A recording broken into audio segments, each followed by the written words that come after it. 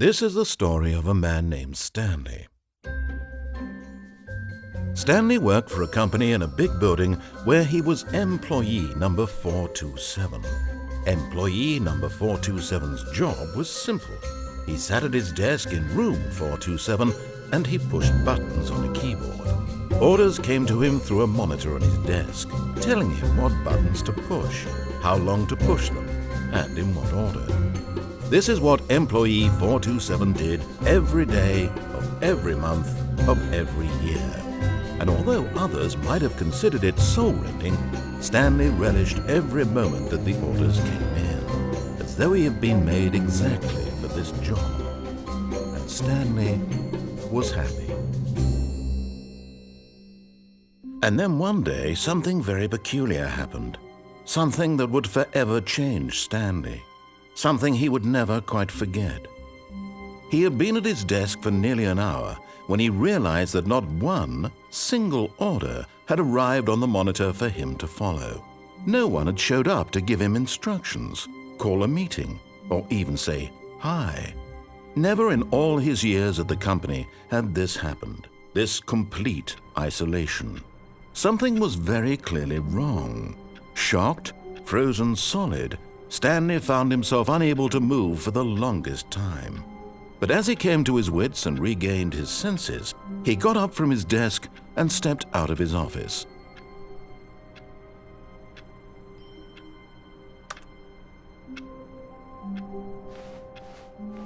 All of his co-workers were gone. What could it mean? Stanley decided to go to the meeting room. Perhaps he had simply missed a memo.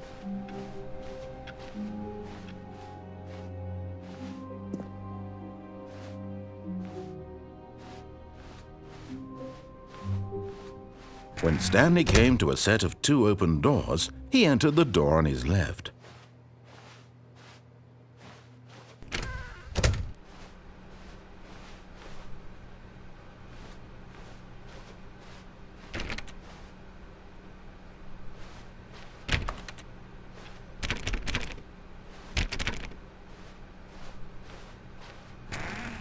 Yet there was not a single person here either. Feeling a wave of disbelief, Stanley decided to go up to his boss's office, hoping he might find an answer there.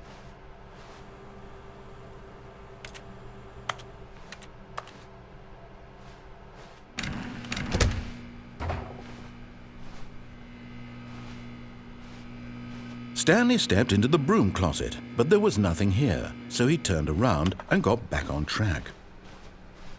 Coming to a staircase, Stanley walked upstairs to his boss's office.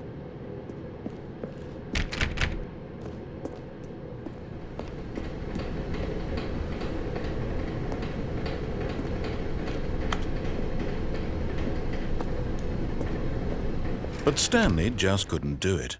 He considered the possibility of facing his boss. Admitting he had left his post during work hours, he might be fired for that. And in such a competitive economy, why had he taken that risk? All because he believed everyone had vanished? His boss would think he was crazy. And then something occurred to Stanley. Maybe, he thought to himself, maybe I am crazy. All of my co-workers blinking mysteriously out of existence in a single moment for no reason at all? None of it made any logical sense. And as Stanley pondered this, he began to make other strange observations. For example, why couldn't he see his feet when he looked down? Why did doors close automatically behind him wherever he went? And for that matter, these rooms were starting to look pretty familiar. Were they simply repeating?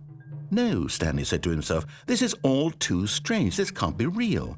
And at last, he came to the conclusion that had been on the tip of his tongue. He just hadn't found the words for it. "I'm dreaming!" he yelled. "This is all a dream." Oh, what a relief Stanley felt to have finally found an answer, an explanation. His co-workers weren't actually gone. He wasn't going to lose his job. He wasn't crazy after all.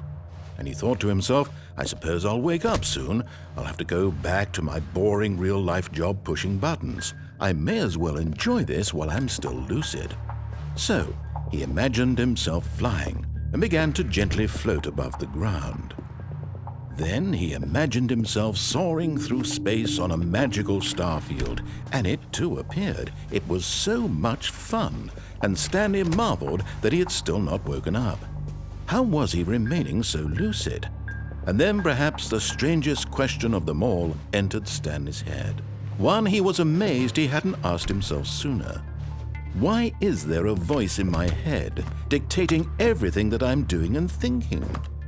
Now the voice was describing itself being considered by Stanley, who found it particularly strange. I'm dreaming about a voice describing me, thinking about how it's describing my thoughts, he thought. And while he thought it all very odd and wondered if this voice spoke to all people in their dreams, the truth was that, of course, this was not a dream. How could it be? Was Stanley simply deceiving himself, believing that if he's asleep, he doesn't have to take responsibility for himself? Stanley is as awake right now as he's ever been in his life. Now, hearing the voice speak these words was quite a shock to Stanley. After all, he knew for certain, beyond a doubt, that this was in fact a dream. Did the voice not see him float and make the magical stars just a moment ago? How else would the voice explain all that? This voice was a part of himself too. Surely, if he could just... He would prove it. He would prove that he was in control, that this was a dream. So he closed his eyes gently, and he invited himself to wake up. He felt the cool weight of the blanket on his skin, the press of the mattress on his back, the fresh air of a world outside this one. Let me wake up, he thought to himself. I'm through with this dream. I wish it to be over. Let me go back to my job. Let me continue pushing the buttons. Please, it's all I want. I want my apartment and my wife and my job. All I want is my life exactly the way it's always been.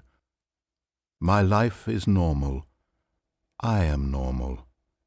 Everything will be fine. I am okay.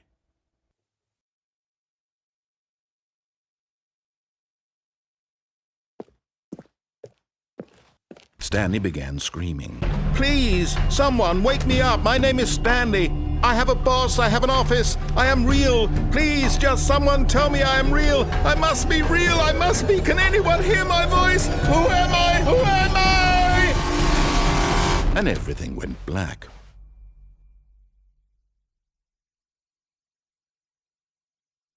This is the story of a woman named Mariella. Mariella woke up on a day like any other. She arose, got dressed, gathered her belongings, and walked to her place of work. But on this particular day, her walk was interrupted by the body of a man who had stumbled through town talking and screaming to himself, and then collapsed dead on the sidewalk. And although she would soon turn to go call for an ambulance, for just a few brief moments she considered the strange man. He was obviously crazy, this much she knew. Everyone knows what crazy people look like. And in that moment, she thought to herself how lucky she was to be normal. I am sane. I am in control of my mind. I know what is real and what isn't. It was comforting to think this, and in a certain way, seeing this man made her feel better. But then she remembered the meeting she had scheduled for that day, the very important people whose impressions of her would affect her career, and by extension, the rest of her life. She had no time for this, so it was only a moment that she stood there, staring down at the body. And then she turned and ran.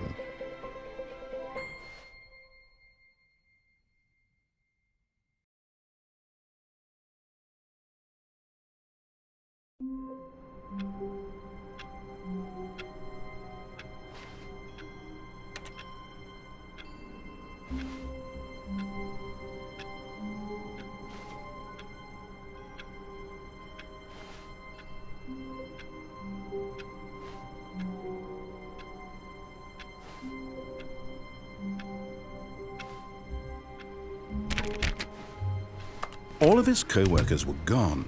What could it mean? Stanley decided to go to the meeting room. Perhaps he had simply missed a memo.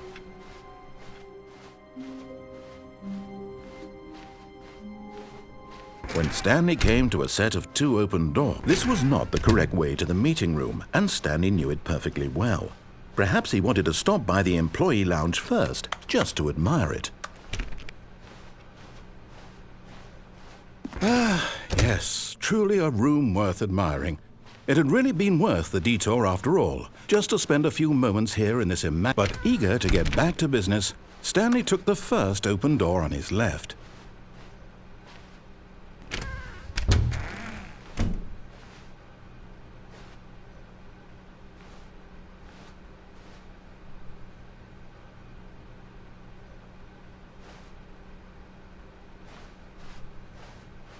And so he detoured through the maintenance section, walked straight ahead to the opposite door, and got back on track.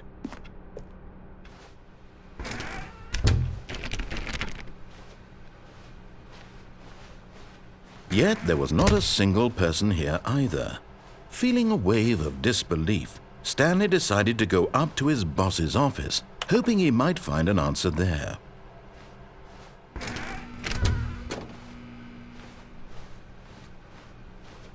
Coming to a staircase, Stanley walked upstairs to his boss's office.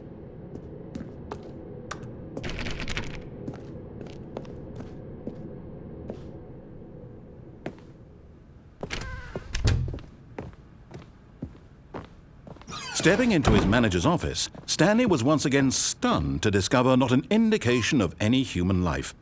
Shocked, unraveled, Stanley wondered in disbelief who orchestrated this. What dark secret was being held from him? What he could not have known was that the keypad behind the boss's desk guarded the terrible truth that his boss had been keeping from him. And so the boss had assigned it an extra secret PIN number, 2845. But of course, Stanley couldn't possibly have known this.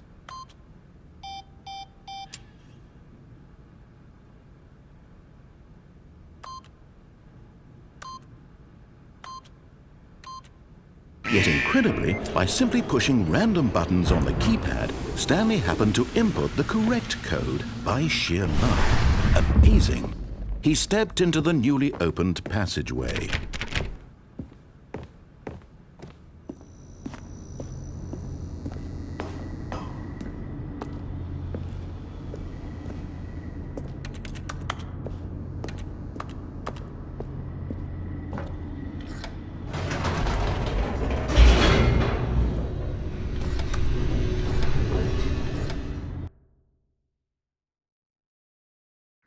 Descending deeper into the building, Stanley realized he felt a bit peculiar. It was a stirring of emotion in his chest, as though he felt more free to think for himself, to question the nature of his job. Why did he feel this now, when for years it had never occurred to him? This question would not go unanswered for long.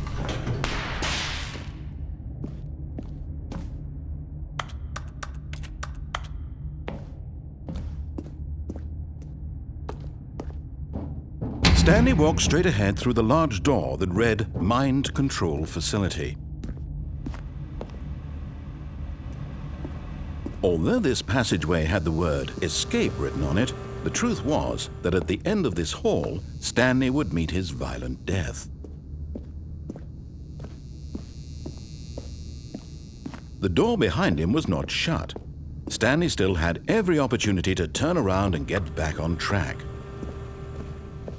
At this point, Stanley was making a conscious, concerted effort to walk forward and willingly confront his death.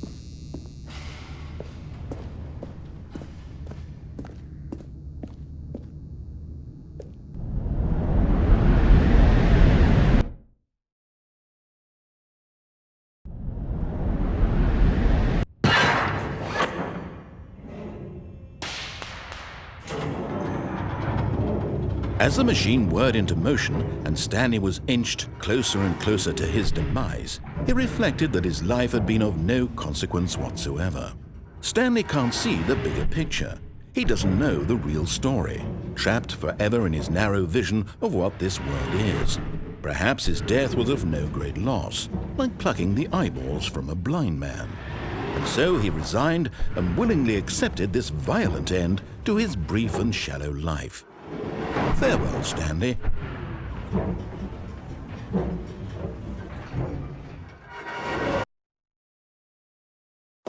"Farewell, Stanley," cried the narrator, as Stanley was led helplessly into the enormous metal jaws. In a single visceral instant, Stanley was obliterated as the machine crushed every bone in his body, killing him instantly.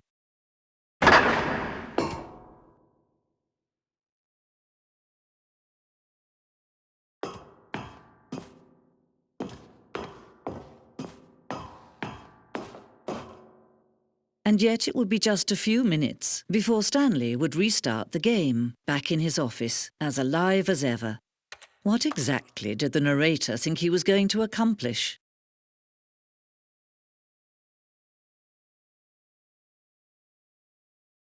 When every path you can walk has been created for you long in advance, death becomes meaningless, making life the same.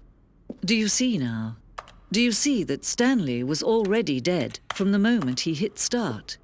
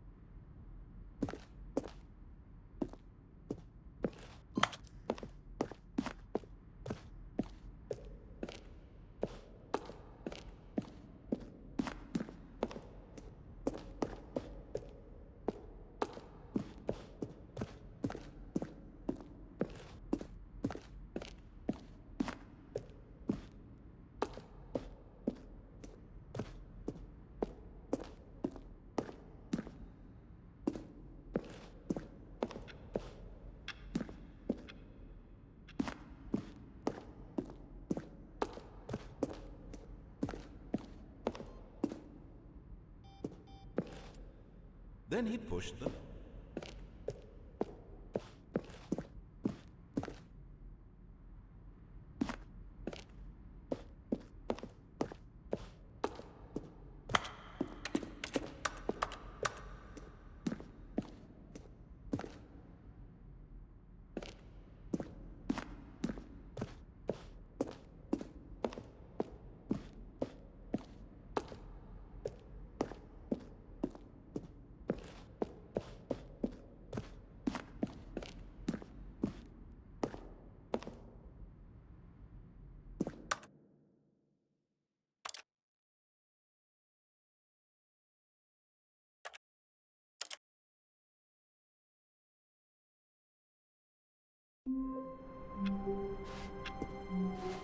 All of his co-workers were gone.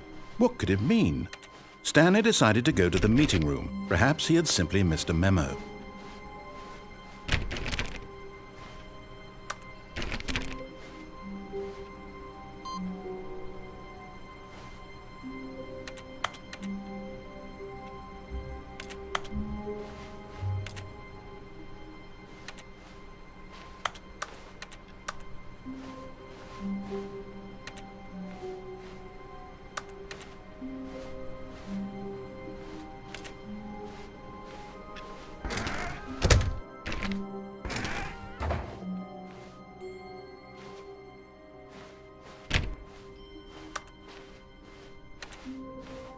When Stanley came to a set of 2 open doors, he entered the door on his left. This was not the correct way to the meeting room, and Stanley knew it perfectly well. Perhaps he wanted to stop by the employee lounge first, just to admire it. Wow, yes, this room. But eager to get back to business, Stanley took the first open door on his left.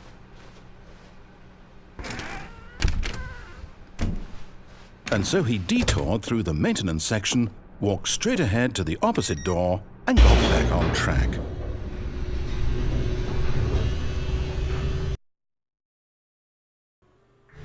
But Stanley didn't want to go back to the office. He wanted to wander about and get even further off track. So now in order to get back, he needed to go, from here it's, left. Oh, no, it's to the right, my mistake.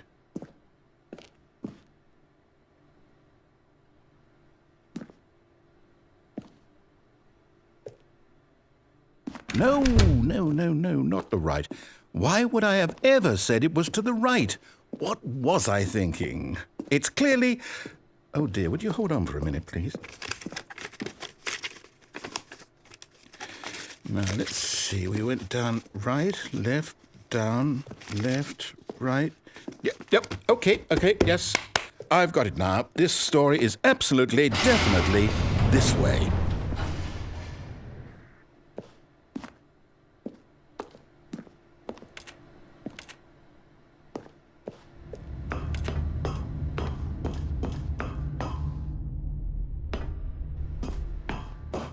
No.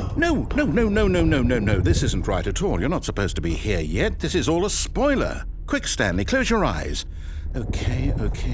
We just have to get back to, oh, who am I kidding? It's all rubbish now. The whole story completely unusable. How about, rather than waste my time trying to salvage this nonsense, we'll just restart the game from the beginning. And this time, suppose we don't wander so far off track, Okay, from the top.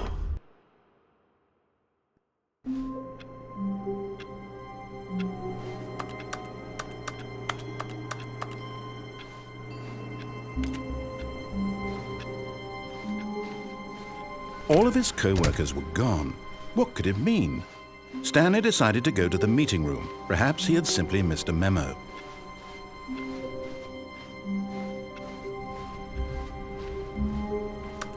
When Stanley... Wait, what? No, I restarted. I swear I definitely restarted the game over, completely fresh. Everything should be... Oh, did something change? Stanley, did you change anything when we were back in that room with all the monitors? Did you move the story somewhere or... Hold on. Why am I asking you? I'm the one who wrote the story. It was right here just a minute ago. I know for sure that it's here somewhere. Okay, then. It's an adventure. Come, Stanley. Let's find the story.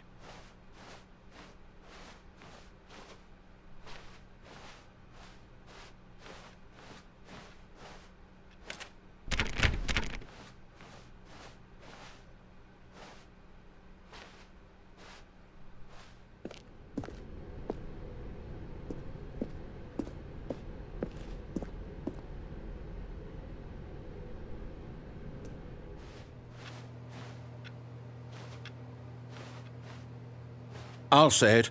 This is the worst adventure I've ever been on. I can promise you there definitely was a story here before. Do we need to restart the game again? Well, I find it unlikely that we'll ever progress by starting over and over again, but it's got to be better than this. Okay, let's give it a shot. Why not?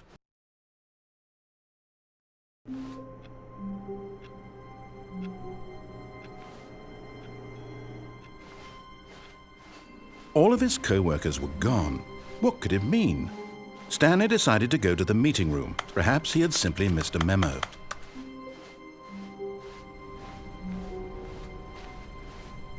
Okay, yep, it's worse. I might be remembering this wrong. It's possible the story is back where we just came from. Why don't we go back the other direction and see if we missed anything?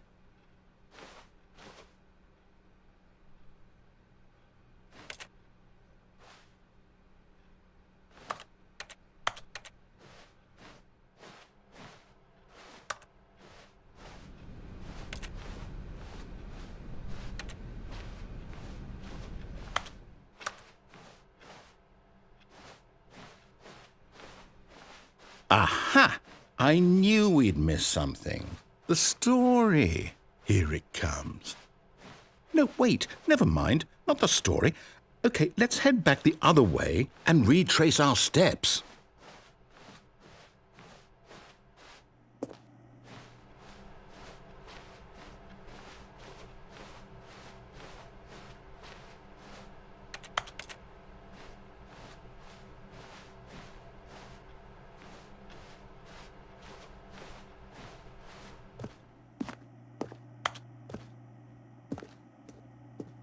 Now this, well, I'll be honest, I don't recognize this place at all.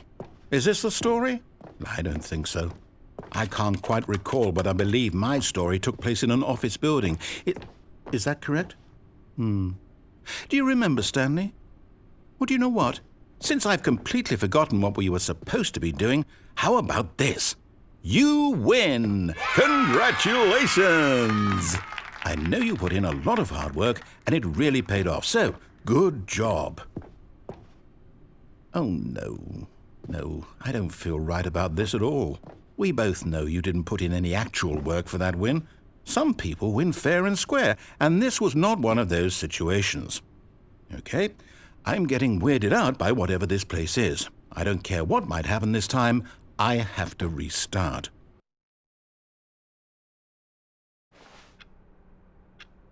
All right, I've got a solution. This time, to make sure we don't get lost, I've employed the help of the Stanley Parable Adventure Line.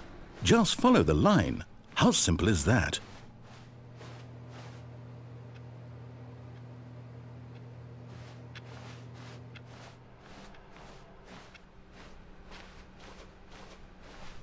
No, I'm down. We're leaving it up to the line from now on.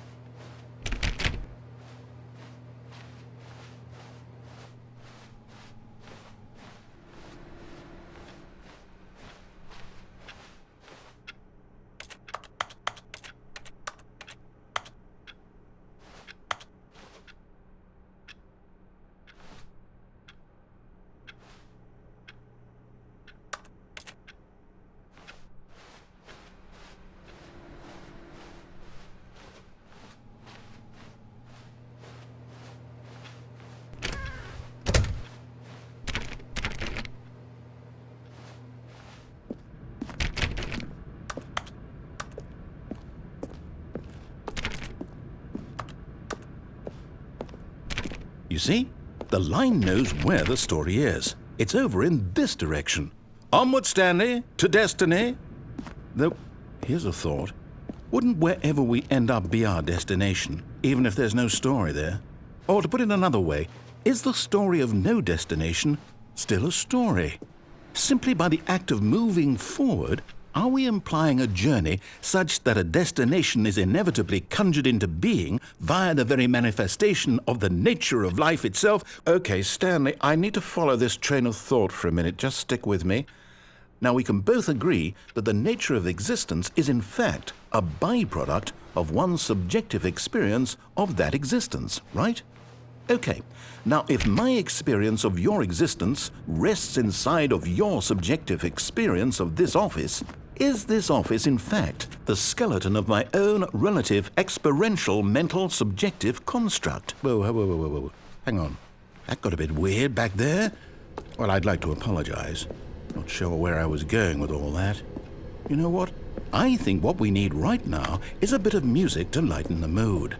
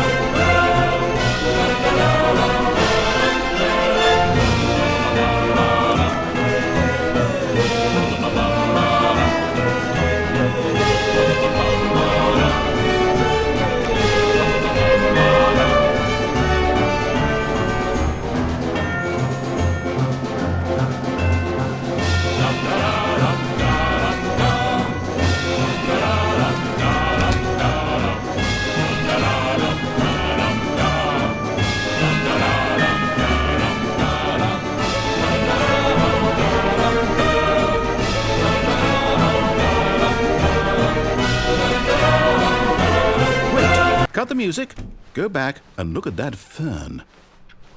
Wait, what? We're back at the office? No. Line, you do know we're looking for the Stanley Parable, right? The story? Is any of this ringing? Oh, no, not again. Line, how could you have done this to us? And after we trusted you, after everything we've been through, you... Oh, I can't take this anymore. To hell with it. Restart.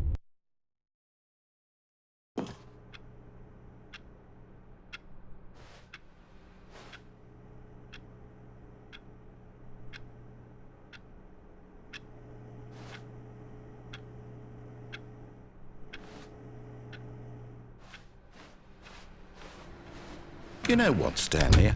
I say forget the adventure line. What's it ever done for us? We're intelligent people, right? Why can't we make up our own story? Something exciting, daring, mysterious. Ooh, this all sounds perfectly doable. Why don't we simply start wandering in, well, I don't know. How about this direction?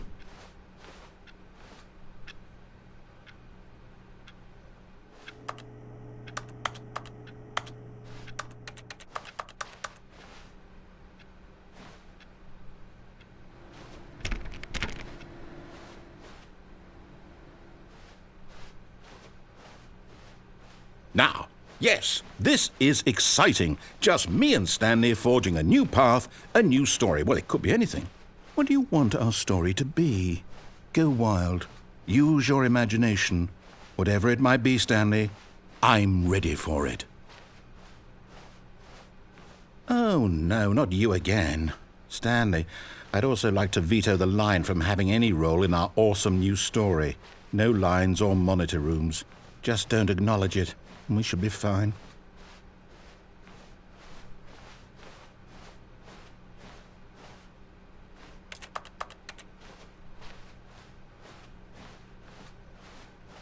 Ah, a choice. We get to make a decision. From here, the story is in our control. How important we mustn't squander the opportunity. In fact, I believe I need a minute to think here. Just walk in circles for a minute. Okay. So I know that each door has to lead somewhere, which means that somewhere at the place where we're trying to go, there must be a reverse door that leads here. And that in turn means that our destination corresponds with the counter-inverted reverse door's origin. So starting from the right, let us ask, will taking the right door lead us to where we're going? And since the answer is clearly yes, then by all accounts, the door on the right is the correct one. Another victory for logic. Come, Stanley, our destiny awaits.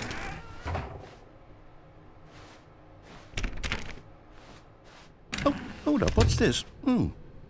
The confusion ending. You're telling me that's what this is? It's all one giant ending? And we're supposed to restart the game, what, eight times? That's really how all this goes? It's all determined?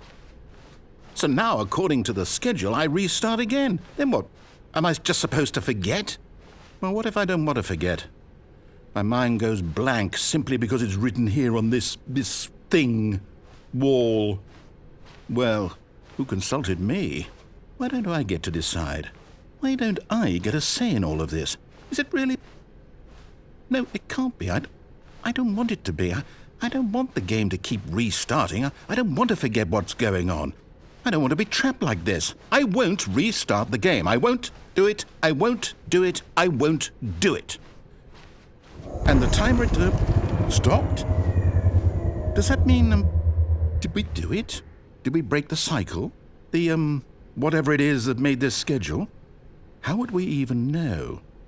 Will someone come for us? Will something happen? So, okay. I guess now we just wait. You know, I suppose in some way that this is a kind of story, wouldn't you agree? I'm not quite sure if we're in the destination or the journey, though they're always saying that life is about the journey and not the destination, so I hope that's where we are right now. We'll find out, won't we? Eventually. Well, in the meantime, if you...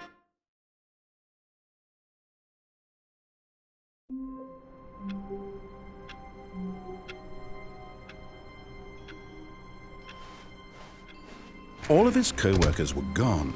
What could it mean? Stanley decided to go to the meeting room. Perhaps he had simply missed a memo.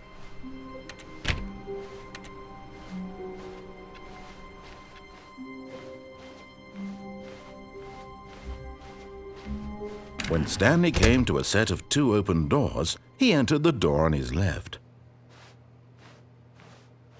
This was not the correct way to the meeting room, and Stanley knew it perfectly well. Perhaps he wanted to stop by the employee lounge first, just to admire it. The lounge was sublime, a work of art. But eager to get back to business, Stanley took the first open door on his left.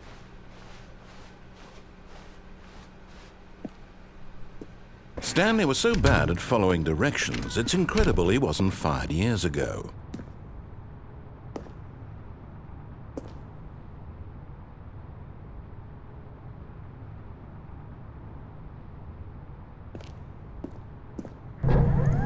Look, Stanley, I think perhaps we've gotten off on the wrong foot here.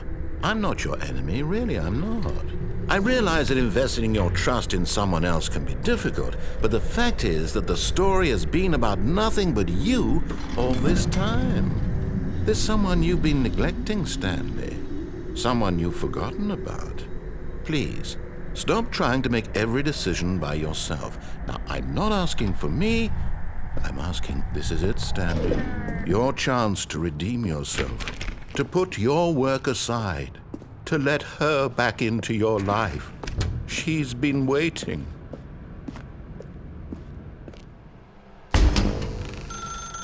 That's her, Stanley. You need to be the one to do this, to reach out to her.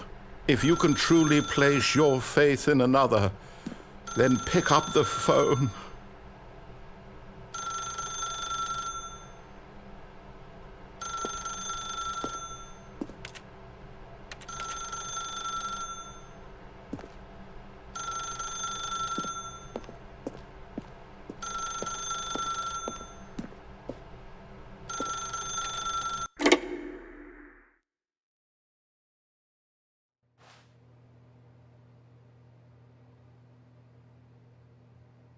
Is that you?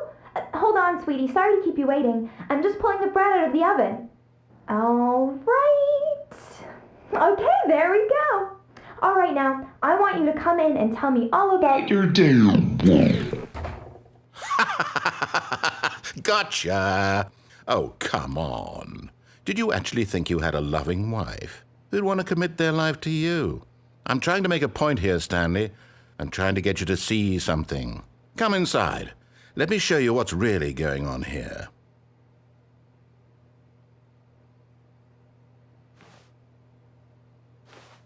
Sorry, but you're in my story now.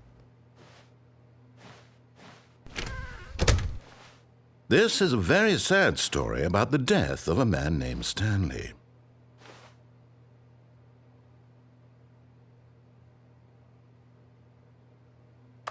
Stanley is quite a boring fellow. He has a job that demands nothing of him, and every button that he pushes is a reminder of the inconsequential nature of his existence. Look at him there, pushing buttons, doing exactly what he's told to do. Now he's pushing a button. Now he's eating lunch. Now he's going home. Now he's coming back to work. One might even feel sorry for him, except that he's chosen this life.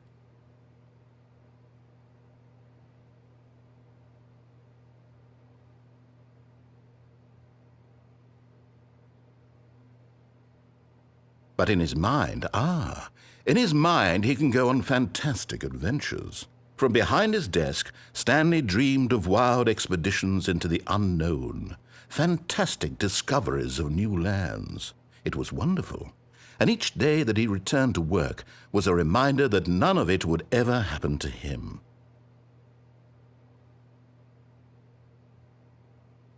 And so he began to fantasize about his own job. First, he imagined that one day while at work, he stepped up from his desk to realize that all of his co-workers, his boss, everyone in the building had suddenly vanished off the face of the earth. The thought excited him terribly. So he went further. He imagined that he came to 2 open doors and that he could go through either. At last, choice. It barely even mattered what lay behind each door. The mere thought that his decisions would mean something was almost too wonderful to behold. As he wandered through this fantasy world, he began to fill it with many possible paths and destinations. Down one path lay an enormous round room with monitors and mind controls. And down another was a yellow line that weaved in many directions, and down another was a game with a baby. And he called it the Stanley Parable.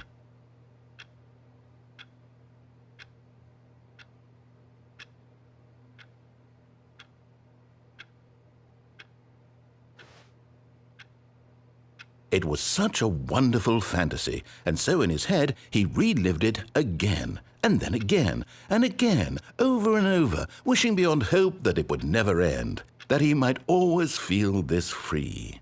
Surely there's an answer down some new path, mustn't there be? Perhaps if he played just one more time.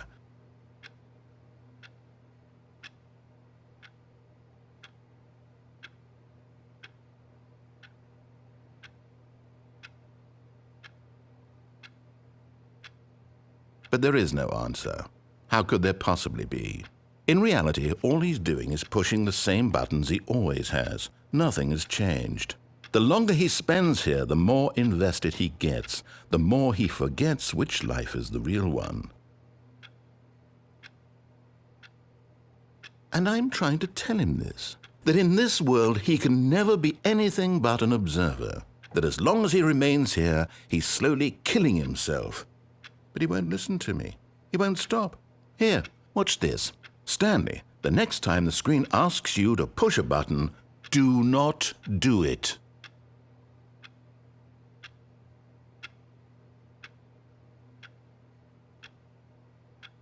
You see? Can he just not hear me? How can I tell him in a way that he'll understand that every second he remains here, he's electing to kill himself? How can I get him to see what I see? How can I make him look at himself?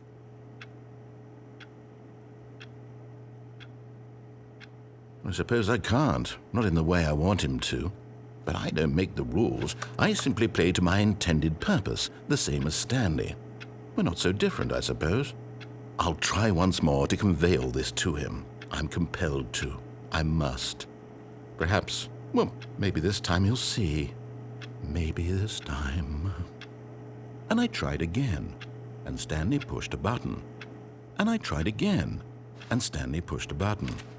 And I tried.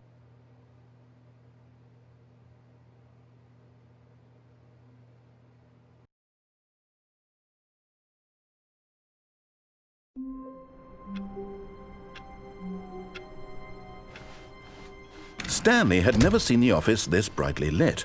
Was it a sign of something? He hoped it was. He hoped very much that it was.